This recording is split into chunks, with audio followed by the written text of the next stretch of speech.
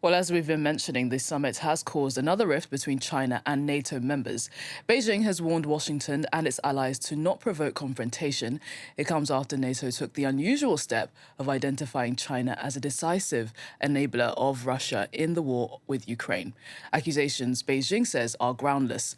Well, for more on this story, let's bring in our international affairs editor, Philip Turle. It's good to see you, Philip. Good morning, Yinka. So these accusations are much more directly critical of China than previous ones. Why is that? This is really a major departure in a different direction for NATO. They've always tried to accommodate China in the past. They've always listed it as a concern, but the remarks have always been sort of fairly bland. There've never been any direct accusations.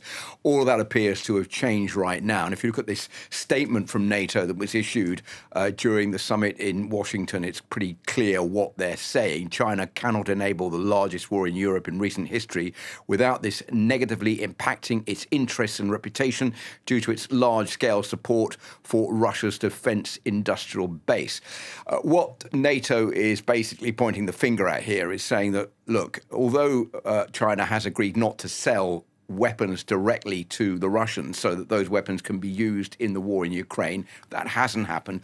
It's getting around that by selling spare parts, the bits that are needed to produce weapons. I'll give you a list: computer chips, advanced software, components needed for Russia to rebuild a defense industrial base that has churned out faulty or outdated equipment. And they're also worried about increased cyber attacks, misinformation, and the nuclear development that's taking place in China. All of that has, I think, drawn the attention to the fact that this is something that has to be frontally addressed to the Chinese. And that's why we've seen these reactions from NATO at this summit. Concern that China is really getting together with Iran, with Russia, with North Korea to try to create this revisionist alliance, which is completely opposite to that of NATO and the West. And that is why there is this concern, I think, amongst NATO members.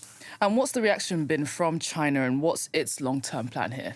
Well, it's been a violent reaction. I mean, the Chinese have come out with two very strong statements. There have been several of them, but I think the two of the strongest. One of them is from the foreign minister, who says China will never accept the unfounded accusations made against it at the NATO summit in Washington. And another reaction from the Chinese mission to the European Union, saying the declaration of the NATO summit in Washington is full of belligerent rhetoric, and the China-related content has provocations, lies, incitement, and smears. So obviously, in Beijing, this is not being accepted. Beijing now facing the prospect of sanctions, and that is something else that I think NATO is discussing or will be discussing. The United States has put forward all of these ideas. The Treasury Department has issued an economic sanctions order against certain Chinese companies that it sees as getting round this ban on selling weapons to the Russians. And they say that if the Chinese don't change the way they're operating towards Russia, then there could be more sanctions on the way.